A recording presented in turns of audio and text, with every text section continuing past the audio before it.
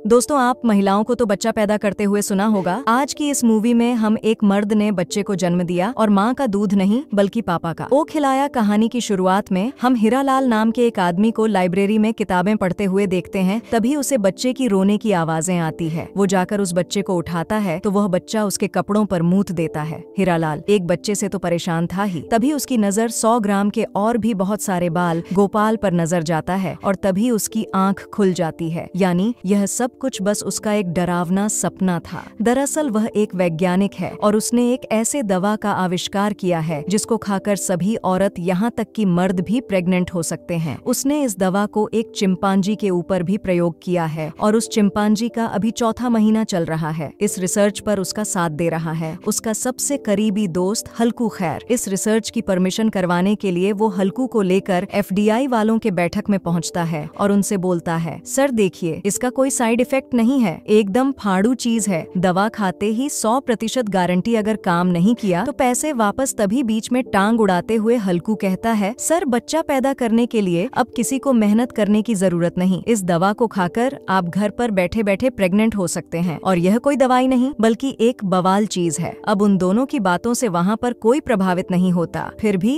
FDI वाले इस बारे में विचार विमर्श करने के लिए 2 हफ्ते का समय लेते हैं। आगे 14 दिन बाद हम हल्कू को उसके अस्पताल में देखते हैं जहाँ पर उससे भेंट करने के लिए उसकी एक्स वाइफ एंजेलिना आई थी। वो हल्कू से कहती है कि वो प्रेग्नेंट है। तभी हल्कू कहता है, क्या कह रही हो तुम, मैं बैठे बैठे बाप बन गया। जिसमें एंजेलिना कहती है, नहीं हल्कू, इस फसल पर तुम्हारा कोई हक नहीं है और यह मेरे दूसरे पति की देन है। तुम तो मेरे बच्चे का बाप नहीं बन सके, पर मैं तुम्हें अपना डॉक्टर बनाना चाहती हूँ। तभी हल्कू को यूनिवर्सिटी का डायरेक्टर चंपक सेठ कॉल करके अपने दफ्तर बुलाते हैं और कहते हैं कि FDI वालों ने उनके रिसर्च को अनुमति नहीं दिया है, इसीलिए अब से इस रिसर्च सेंटर में वो लोग रिसर्च नहीं कर पाएंगे और वह इस रिसर्च सेंटर को सीमा नाम की एक लड़की को दे रहा है। दूसरी तरफ हम सीमा को देखते हैं जो अपना बक्सा लेकर रिसर्च सेंटर पहुंच चुकी थी। इसी बीच सामान उतारते उतारते वो बिना टिकट के एक बक्से में सवार होकर लुढ़क कर सीधा रिसर्च सेंटर में दाखिल होती है और हीरालाल से जाकर टकराती है। वहाँ से उठते उठते वह हीरालाल के गोटों पर पैर दे देती है। इसके बाद वह अपना बक्सा खोलती है जिसमें बहुत सारे महिलाओं के अंडे थे जिसके ऊपर ही वो रिसर्च कर रही थी। खैर, उधर हीरालाल अपना बोरिया बिस्तरा समेटकर वहाँ से 92 साल हो रहा है था, क्योंकि उस रिसर्च सेंटर से उसका पत्ता कट चुका था और उसके दवा बनाने के रिसर्च पर अभी सरकार ने रोक टोक लगा दिया है। हल्कू उसे यहाँ पर कंधा देता है और सहारा देते हुए कहता है, हीरालाल तुम ऐसे ही हार नहीं मान सकते और अपनी पूरी जिंदगी की मेहनत को ऐसे ही बेकार होने नहीं दे सकते। जिसमें हीरालाल कहता है, तो मैं क्या करूँ, किसके ऊपर इस एक्सपेरिमेंट को करूँ, कौन औरत बिना जाने अपनी जिंदगी को दाव पर लगाएगी। हल्कू कहता है, औरत नहीं मिला तो क्या हुआ, तुम खुद ही अपने ऊपर इस एक्सपेरिमेंट को करो और दुनिया और FDI वालों को अपने इस दवा के कारनामे दिखा दो। हीरालाल इसके बारे में करीब मिनट सोच विचार करता है और उधर से हल्कू भी उसके पीछे कीड़े की तरह चिपका हुआ था, इसीलिए वो अपने ऊपर उस दवा का प्रयोग करने के लिए तैयार हो जाता है। इसके बाद हल्कू लैब में पड़े हुए सीमा के बक्से से जूनियर नाम का एक इंसानी अंडा चुरा लेता है और उसके अंदर उस दवा को डालकर उसे हीरालाल के पेट में फिट कर देता है। इसके बाद हीरालाल होश में आने पर अपने आप को एक अस्पताल के बिस्तर पर पाता है जहाँ पर एक खूबसूरत सिस्टर उसके सामने एक बच्चा पेश करती है जो कि दिखने में एकदम बिल्कुल हीरालाल की तरह ही बुढ़ा था। तभी हीरालाल का यह डरावना सपना टूट जाता है। छग उसके पास आकर कहता है कि जब तक उसके ऊपर यह एक्सपेरिमेंट हो रहा है तब तक उसे उसी के घर में ही रहना होगा, जिसके बाद वो उसके टेस्ट करने के लिए उसके पेशाब का सैंपल देने के लिए कहता है। तो हीरालाल उसके हाथों में अपना डब्बा भरा हुआ पेशाब थमा देता है। छग उस मूत को अच्छे से परीक्षण करता है जिससे उसे पता चलता है कि हीरालाल प्रेग्नेंट हो चुका है। इसके बाद ऐसे ही 4 हफ्ते गुजर जाते हैं और हमें सीमा के लैब को दिखाया जाता है जहाँ पर हीरालाल अचानक दौड़कर शौचालय में जाकर खूब उल्टियाँ करता है। अब उल्टी के बाद वह हल्कू से कहता है, हल्कू कई दिनों से मुझे भूख नहीं लग रहा और मेरी अस्तन में भी गुदगुदी हो रही है। जो सब सुनकर हल्कू उसे अपने साथ लेकर जाने लगता है। इधर से सीमा को भी उन दोनों के ऊपर पर शक होता है तो वो हीरालाल से जाकर पूछता है, हीरालाल क्या तुम ड्रग्स ले रहे हो, क्योंकि गुदगुदी होना और भूख ना लगना ये सब कुछ ड्रग्स की ही साइड इफेक्ट होता है। हीरालाल किसी तरीके से इस परिस्थिति को संभालकर वहाँ से निकल लेता है। अगले दिन से हीरालाल के शरीर में औरतों वाले लक्षण दिखाई देने लगते हैं। वो प्रेग्नेंट महिलाओं की बहुत सारी किताबें पढ़ता है। धीरे धीरे दवा का असर इतना बढ़ चुका था कि वह मानसिक तौर पर भी एक औरत बनता जा रहा था। उसका सोच विचार भी एक औरत की तरह ही होता जा रहा था। एक दिन हल्कू जब उसकी जांच कर रहा था तभी हीरालाल औरतों की तरह परिवार मूवी को देखकर ही रो पड़ता है। यहाँ पर हल्कू उससे कहता है कि आज वो एक पार्टी में जा रहा है जिसमें हीरालाल भी औरतों की तरह उसे भी पार्टी में लेकर चलने के लिए जिद करने लगता है, जिस वजह से हल्कू उसे पार्टी में लेकर जाता है। उस पार्टी में सीमा भी आई हुई थी। वो हीरालाल के साथ डांस करती है जिसमें उसका एक सैंडल उतरकर दूसरे के टेबल में जाकर गिरता है। अब पार्टी के बाद हल्कू जब हीरालाल के साथ बाहर टैक्सी का इंतजार कर रहा था तभी वह हीरालाल के बात करने के ढंग से समझ जाता है कि उसके ऊपर उस दवा का गलत असर पड़ रहा है और वह दिन के दिन मर्द से औरत बनता जा रहा है। इसीलिए वह हीरालाल को उस दवा को खाना बंद करने के लिए कहता है और उसे अब से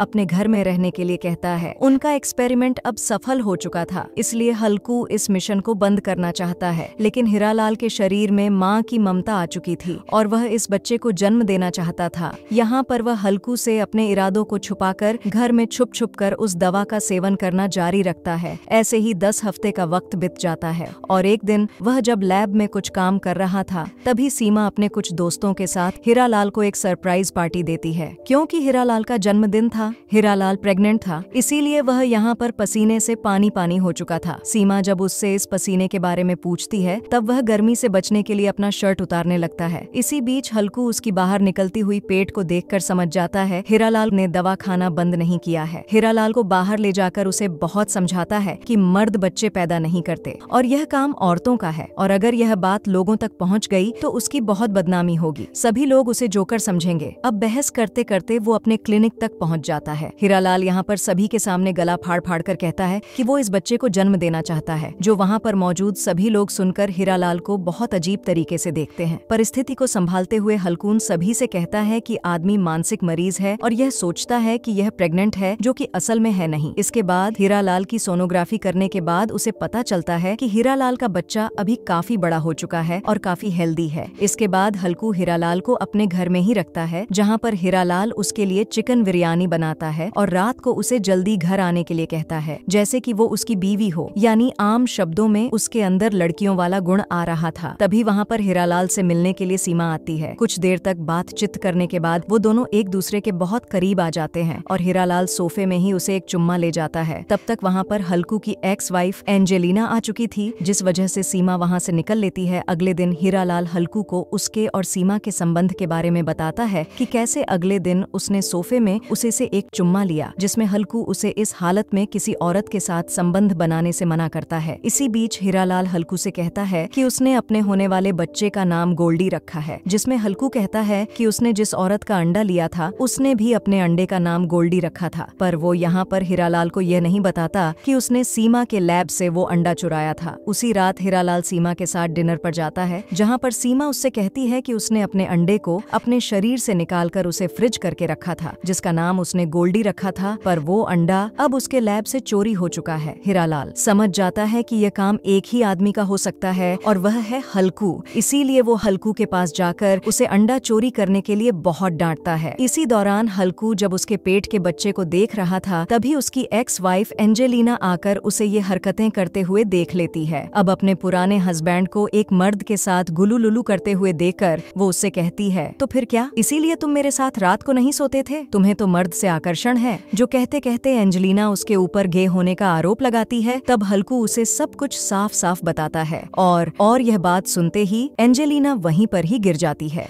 अगले दिन हीरालाल सीमा से माफी मांगने के लिए उसके लैब में पहुंचता है, क्योंकि उसी की वजह से ही हल्कू ने सीमा का अंडा चुराया था। इसी बीच उसे यूनिवर्सिटी का डायरेक्टर चंपक सेठ प्रेग्नेंट हालत में देख लेते हैं और समझ जाते हैं कि हीरालाल उस दवा को अपने ऊपर ही इस्तेमाल कर रहा है। इधर हीरालाल सीमा के पास जाकर उसे सब कुछ सच सच बता देती है कि कैसे हल्कू ने उसका अंडा चुराया और वह अब प्रेग्नेंट है। तभी वहाँ पर चंपक सेठ कुछ पुलिस ऑफिसर्स के साथ पहुँच जाता है और हीरालाल से कहता है कि उसके पेट में जो बच्चा है वो इस यूनिवर्सिटी की संपत्ति है, क्योंकि हीरालाल ने इस यूनिवर्सिटी के पैसों से ही अपने रिसर्च को पूरा किया है। यहाँ पर हीरालाल चंपक सेठ को धक्का देकर वहाँ से निकल लेता है, जहाँ बाहर हल्कू उसे अपने कार में बिठाकर वहाँ से लेकर जाता है। आगे हल्कू उसे महिलाओं के कपड़े पहनाकर प्रधानमंत्री प्रेग्नेंट योजना केंद्र में लेकर जाता है, जहाँ पर प्रेग्नेंट औरतों का मुफ्त में देखभाल किया जाता था। वहाँ की जो हेड थी हीरालाल को देखकर कहती है, माफ करना, यहाँ पर प्रेग्नेंट औरतों को रखा जाता है, मोटे आदमियों को नहीं, जिसमें हल्कू कहता है कि वो उसकी बीवी हीरालाल लाल है और कुछ दवाइयों के साइड इफेक्ट की वजह से वो मर्द जैसा दिखती है, लेकिन वह अंदर से एक औरत ही है। यह बात सुनकर वो औरत हीरालाल को रखने के लिए तैयार हो जाती है। हीरालाल का 8वां महीना चल रहा था और उसे यहाँ पर सिर्फ और 1 महीना रहना था। वह वहाँ पर रहकर कई दिनों तक खुलकर एक्सरसाइज करता है और बच्चों का कैसे ख्याल रखते हैं इसके बारे में भी बहुत कुछ सीखता है। सीमा बेदर्दी भी उसे बहुत याद आ रहा था, इसीलिए वह कभी कभी फोन भी करती थी, लेकिन उसका फोन तक रिसीव नहीं करती थी। दिन गुजरने के साथ साथ हीरालाल लड़कियों के बारे में बहुत कुछ सीख रहा था। इसी बीच एक दिन सीमा उससे मिलने के लिए आती है। उसने हीरालाल को माफ कर दिया था। यहाँ पर वह हीरालाल से कहती है कि वह इस बच्चे का बाप बनना चाहती है। दूसरी तरफ हल्कुआ देश विदेश के इन्वेस्टर को उनके इस रिसर्च में पैसे लगाने के लिए कहता है, जिसमें वो लोग भी मान जाते हैं। इधर हीरालाल को तब तक लेबर पेन होना शुरू हो चुका था, यानी अब वो उस बच्चे को जन्म देने वाला था। वह प्रधानमंत्री प्रेग्नेंट योजना केंद्र के सभी औरतों को अपनी असलियत छिपाने के लिए एक कमरे में जाकर अपने आप को लॉक कर लेता है और हल्कू और सीमा को अंदर से ही कॉल घुमाता है। कुछ ही देर के अंदर पहले हीरालाल, हल्कू और फिर सीमा वहाँ पर पहुँच जाती है और फिर वो दोनों चंद्रशेखर आजाद को अपने क्लिनिक लेकर जाने लगते हैं। कार में हल्कू अपनी टीम को क्लिनिक को खाली करने के लिए कहता है ताकि वह लोग दुनिया से छिपाकर इस काम को अंजाम दे सके।